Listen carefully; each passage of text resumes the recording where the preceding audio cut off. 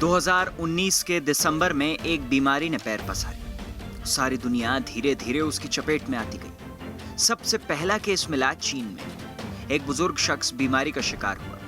एक ऐसी बीमारी जिसका इलाज तो दूर, रोकथाम के तरीके और यहां तक कि वायरस का नेचर तक समझ पाना मुश्किल था।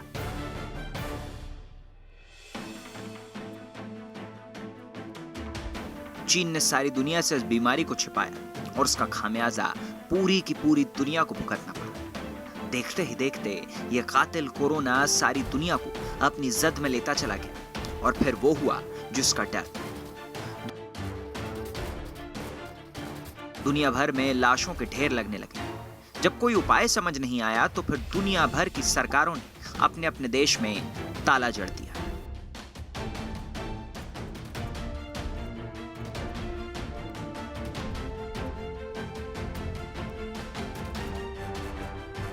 दुनिया भर से सारे देश एक एक करके इस जानलेवा वायरस की चपेट में आते चले गए और लॉकडाउन ही उस वक्त पर एकमात्र कारगर उपाय नजर आ रहा था। और दुनिया के सारे देशों ने अपनी अपनी रफ्तार को रोक दिया, जिसमें महाशक्ति अमेरिका भी था, ब्रिटेन भी था और तेज गति से भागता भारत भी।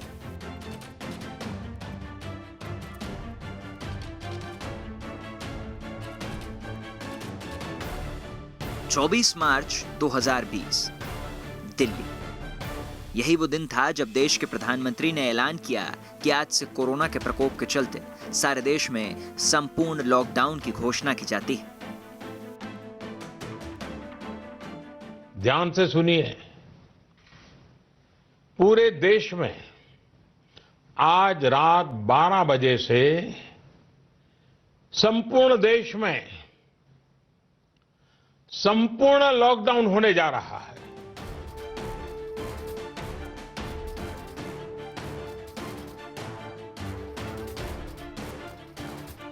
केंद्र सरकार का यह फैसला बेहद जरूरी था। हालांकि इस एक फैसले ने सारे देश को बेपटरी कर दिया, लेकिन मौत के मुंह से बचने के लिए शायद ये रफ्तार थमना जरूरी थी। देश में लॉकडाउन के कुल 4 फैसले लिए गए, जिनने कई ऐसी तस्वीरें सारे देश के सामने पेश की जो कभी किसी ने सपने में भी नहीं सोची थी। सारे देश के बाजार बंद थे, सड़कों पर सन्नाटा था, स्कूल, कॉलेज सब कुछ बंद था और यहां तक कि देश की लाइफलाइन कही जाने वाली भारतीय रेलवे के पहिए तक थम चुके थे। और अब सबसे ज्यादा दिल दुखाने वाली तस्वीरें मजदूरों की थी, जो कि अपने अपने घरों की तरफ लौट रहे थे। ना कोई साधन था, ना खाने पीने का ठिकाना, बस घर की 4 दीवारी की आस उन्हें पैदल पैदल मीलों चलने के लिए हिम्मत देती जा रही थी।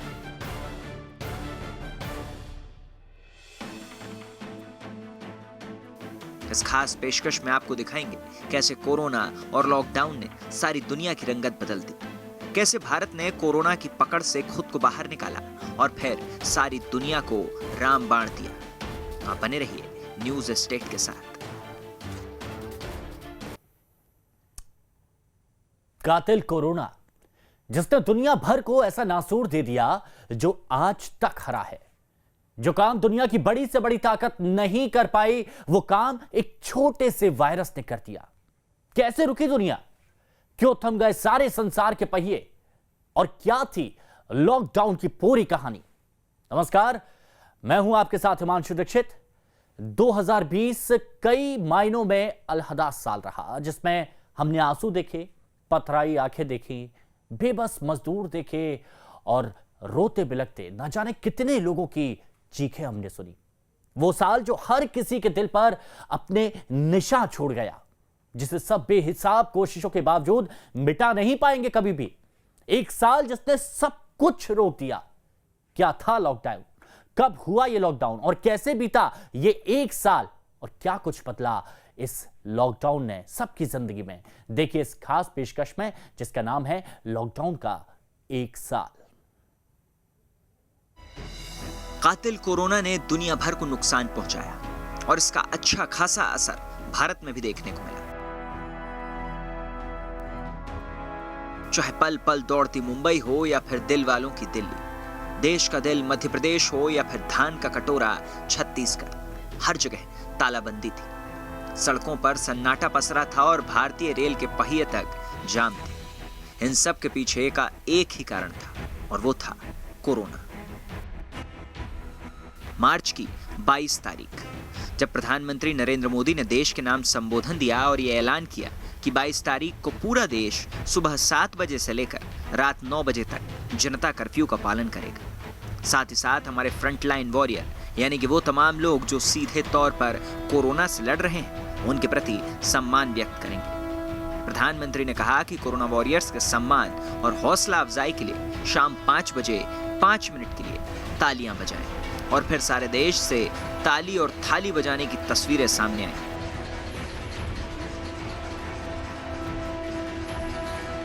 पीएम मोदी की अपील पर लगा जनता कर्फ्यू सफल रहा। एक पूरे दिन लोगों की आवाजाही बाधित रही, लेकिन कोरोना का स्प्रेड कम होता नहीं दिख रहा था, जिसके बाद मजबूरन पीएम मोदी ने पूरे देश में संपूर्ण लॉकडाउन की घोषणा कर दी।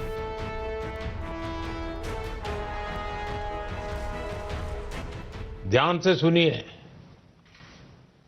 पूरे देश में आज रात 12 बजे से संपूर्ण देश में संपूर्ण लॉकडाउन होने जा रहा है। हिंदुस्तान को बचाने के लिए, हिंदुस्तान के हर नागरिक को बचाने के लिए, आपको बचाने के लिए, आपके परिवार को बचाने के लिए आज रात 12 बजे से घरों से बाहर निकलने पर पूरी तरह पाबंदी लगाई जा रही है। देश के हर राज्य को, हर केंद्र शासित प्रदेश को, हर जिले, हर गांव, हर कस्बे, हर गली मोहल्ले को अब लॉकडाउन किया जा रहा है। ये एक तरह से कर्फ्यू ही है। जनता कर्फ्यू से भी कुछ कदम आगे की बात, जनता कर्फ्यू से जरा ज्यादा सख्त कोरोना महामारी के खिलाफ निर्णायक लड़ाई के लिए ये कदम अब बहुत आवश्यक है। निश्चित तौर पर इन लॉकडाउन की एक आर्थिक कीमत देश को उठानी पड़ेगी, लेकिन एक एक भारतीय के जीवन को बचाना, आपके जीवन को बचाना, आपके परिवार को बचाना, इस समय मेरी, भारत सरकार की, देश की हर राज्य सरकार की, हर स्थानीय निकाय की सबसे बड़ी प्राथमिकता है। पीएम मोदी लगातार रेडियो और न्यूज चैनल्स के जरिए जनता से संवाद करते रहे। जनता के नाम संबोधन देने वाले पीएम को सुनने के लिए भारत की जनता इंतजार करती है और फिर पीएम के कहे मुताबिक कोरोना वॉरियर्स के सम्मान के लिए जतन भी करती है।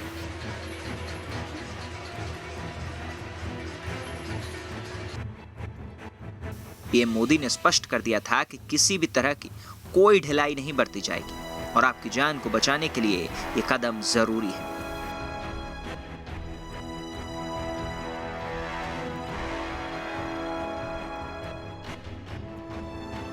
साथ ही साथ कोरोना से लड़ाई लड़ रहे लोगों के लिए सम्मान प्रकट करने का सिलसिला भी लगातार जारी था। इसी कड़ी में कोरोना के खिलाफ आम आदमी के हथियार के तौर पर पीएम ने सबसे एक दिया जलाने की अपील की और हिंदुस्तान के पीएम की इस अपील को न केवल भारत बल्कि दुनिया भर के भारतीयों ने सुना और माना भी।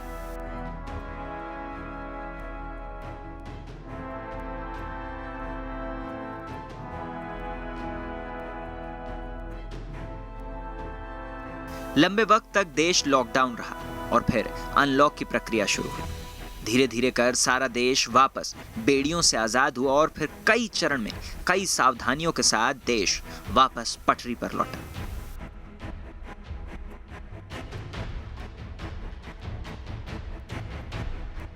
कई संस्थान खुले, कई ने अभी भी वर्क फ्रॉम होम को तरजीह दी, लेकिन कोरोना से लड़ाई साल के आखिर तक जारी रही। उम्मीद यही है कि अब इस लड़ाई में जीत इंसानियत की होगी और ये वायरस हार जाएगा। लेकिन तब तक अपील यही है कि जब तक दवाई नहीं, तब तक ढिलाई नहीं।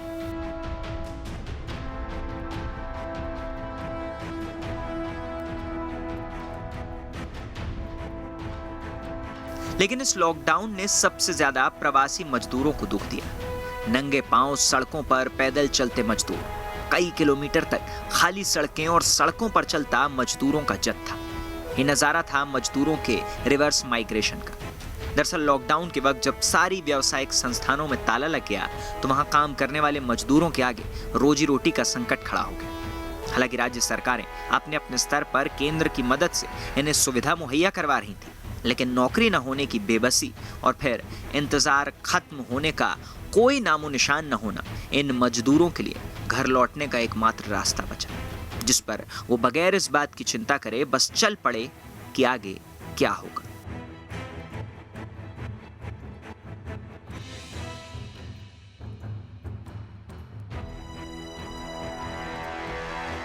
सारे देश के लोग सबसे ज्यादा यूपी, बिहार और मध्य प्रदेश की तरफ बढ़ रहे थे, क्योंकि यहां से ही सबसे ज्यादा मजदूरों या फिर नौकरी पेशा लोगों का पलायन बड़े शहरों की तरफ हुआ था।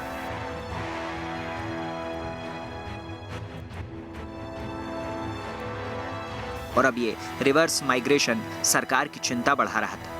हालांकि सरकारों ने अपनी तरफ से कोशिशें की, लेकिन तादाद के मुकाबले वो नाकाफी थी। और इसी कवायद में देश को नया हीरो मिला, जिसने हर एक गरीब की मदद की, उसे घर तक पहुंचाने की बात हो या फिर उसे सुविधाएं मुहैया करवाने की बात हो। सोनू सूद एक ट्वीट पर हर किसी की मदद के लिए तैयार खड़े थे।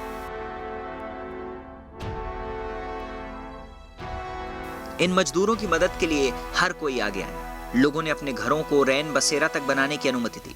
कई पूंजीपतियों ने अपनी बिल्डिंगों को कोविड केयर बनाने तक सरकार को प्रस्ताव दे दिया। कुल मिलाकर इस कोविड ने जहां एक तरफ शारीरिक रूप से लोगों को दूर किया, तो वहीं मानसिक और भावनात्मक रूप से एक दूसरे को करीब ला दिया।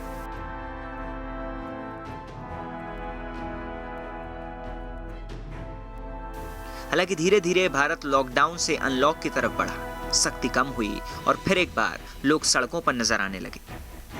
लेकिन अभी भी वैक्सीन का इंतजार बेसब्री से था, क्योंकि दुनिया भर में वैक्सीन की खोज जारी थी, पर कहीं से भी कोई ऐसी खबर नहीं आ रही थी जो दुनिया के दिल पर लगे इस कोरोना के जख्म पर मरहम का काम कर सके। –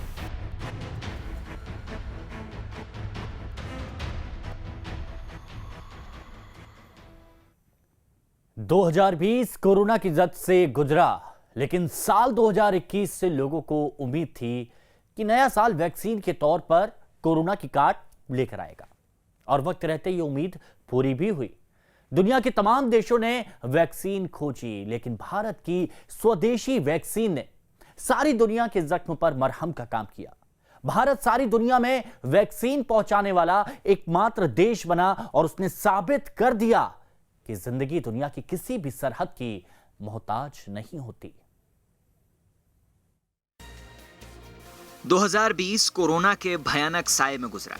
सारी दुनिया ने एक एक दिन बड़ी मुश्किल में काटा, बस इसी उम्मीद से कि नया साल आएगा और कोरोना की काट यानी कि वैक्सीन इंसानियत को बचा पाएगी।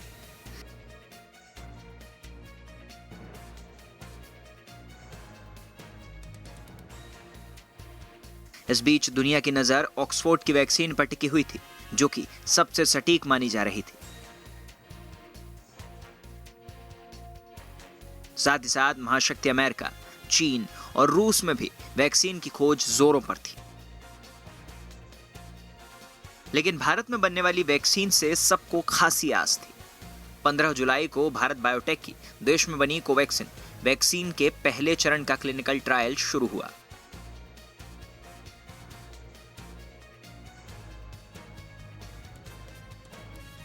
तीन अगस्त को सीरम इंस्टीट्यूट ऑफ इंडिया को DCGI ने दूसरे और तीसरे चरण का ट्रायल करने की अनुमति दे दी। 26 अगस्त को सीरम इंस्टीट्यूट ने अपनी वैक्सीन कोविशील्ड का भारत में ट्रायल शुरू कर दिया। सितंबर में भारत कोरोना से सबसे ज्यादा प्रभावित रहा। इस महीने में रोजाना सामने आ रहे मामलों का आंकड़ा 1 लाख के करीब पहुंच चुका था। 16 सितंबर इस मामले में भारत का पीक था, जब 97,894 मामले सामने आए थे। 16 जुलाई से लेकर 15 सितंबर के बीच भारत में संक्रमण के 40 लाख से ज्यादा नए मामले सामने आए। यह संक्रमण का सबसे भीषण दौर था। इसके बाद नए मामलों की संख्या में गिरावट आने लगी। अक्टूबर आते आते संक्रमण के नए मामलों की संख्या में गिरावट तेज हो रही थी और वैक्सीन आने का विश्वास मजबूत होता जा रहा था।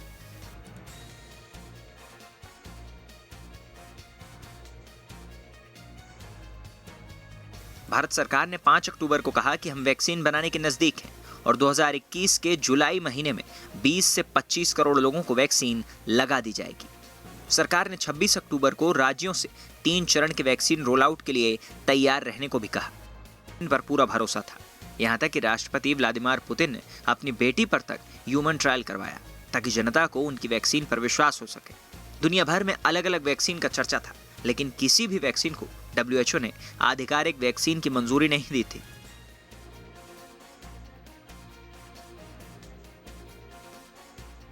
नवंबर का महीना, वैक्सीन को लेकर दुनिया में पहली बड़ी खुशखबरी आई।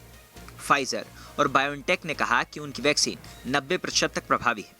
इसके बाद दूसरी वैक्सीन ने भी अपनी कामयाबी के बारे में जानकारी दी और वैक्सीन में दुनिया भर में लोगों का भरोसा मजबूत होता चला गया।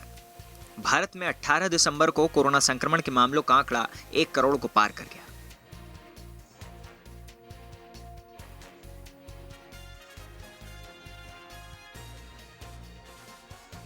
पहला मामला सामने आने के 323 दिन बाद भारत में संक्रमण के मामलों की संख्या 1 करोड़ को पार कर गई, जो कि चिंताजनक था। 3 जनवरी को भारत ने भारत बायोटेक की वैक्सीन कोवैक्सिन को आपात इस्तेमाल की मंजूरी दे दी।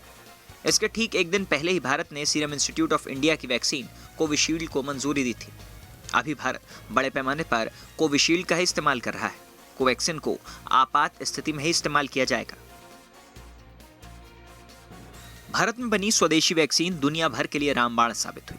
दुनिया के 80 से ज्यादा देशों को स्वदेशी वैक्सीन की खेप भारत भेज चुका है, जिसका मकसद है कि दुनिया के वो तमाम देश जो वैक्सीन खोज पाने में सक्षम नहीं, वहां भारत की वैक्सीन पहुंचे और वो जरूरतमंद लोग जो कि कोरोना से जंग लड़ रहे हैं, उन्हें उससे राहत मिले। भारत ने ब्राजील, नेपाल और कई कैरेबियन देशों को मुफ्त में वैक्सीन मुहैया करवाई ताकि उन देशों में कोरोना का प्रकोप जितना हो सके कम हो जाए और लोगों की जान बच सके। बात करें अगर भारत के वैक्सीनेशन प्रोग्राम की, तो भारत में वैक्सीनेशन का दूसरा फेज शुरू हो चुका है। भारत सरकार ने जनता के लिए वैक्सीनेशन को हाईएस्ट प्रायोरिटी के आधार पर 3 फेज में डिवाइड किया था, जिसमें पहली प्राथमिकता फ्रंटलाइन कोरोना वॉरियर्स को दी गई थी। वहीं दूसरी प्राथमिकता गंभीर बीमारी से ग्रसित लोग और बुजुर्गों को मिली थी, तो वहीं युवा और सामान्य लोग तीसरी प्राथमिकता में आते थे। भारत सरकार ने कोरोना की वैक्सीन के लिए एक बहुत बड़ी चेन इजाद की, जिसमें सबसे पहले फ्रंटलाइन कोरोना वॉरियर्स को वैक्सीनेट किया गया। अब उन्हें कोरोना की दूसरी डोज भी लगाई जा चुकी है।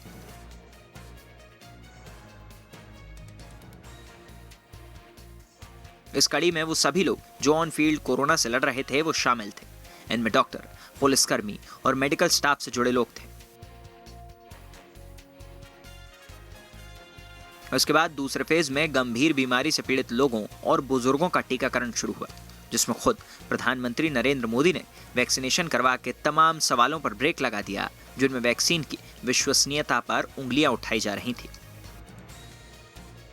इसके बाद तमाम आला नेताओं ने वैक्सीन लगवाई और देश में कोरोना के खिलाफ लोग एकजुट हो गए। हर जिले में सरकारी कैंपेन के जरिए जरूरतमंद लोगों को वैक्सीन लगाई गई। यहां तक कि WHO ने भी भारत के वैक्सीनेशन प्रोग्राम की तारीफ की, क्योंकि इसमें सभी तथ्यों को शामिल किया गया था। भारत का वैक्सीनेशन प्रोग्राम एक डाटाबेस प्रोग्राम था, जिसमें एक ऐप के जरिए लोग रजिस्ट्रेशन कर सकते थे। इसमें लोगों के वैक्सीन लगने, उनके दूसरे डोज और आगे का पूरा डेटा मौजूद है। साथ ही साथ लगातार भारत के दूसरे देशों को की जा रही मदद भी दुनिया के लिए नजीर पेश कर रही है। तो लॉकडाउन को 1 साल होने को आया है। सारा देश आज से 1 साल पहले तालाबंदी के दौर से गुजरा और अब एक बार फिर कोरोना का जो कोबरा है वो अपना फन फैला रहा है। हालांकि वैक्सीनेशन जोरों पर है, लेकिन आज भी मूल मंत्र वही है जो आज से 1 साल पहले था। जब तक दवाई नहीं तब तक कोई ढिलाई नहीं। और न्यूज स्टेट भी आपसे अपील करता है कि कोरोना को लेकर हमेशा सावधानी बरतते रहिए, क्योंकि जान है तो जहान है। अपना ख्याल रखिए और अपने अपनों का ख्याल रखिए और देखते रहिए न्यूज स्टेट। साथ ही हम आपको यह भी बता दें कि मध्य प्रदेश, छत्तीसगढ़ की कोई भी खबर आप हमारी वेबसाइट पर भी देख सकते हैं और उसके लिए आपको लॉगिन करना होगा www.newsstate.com पर।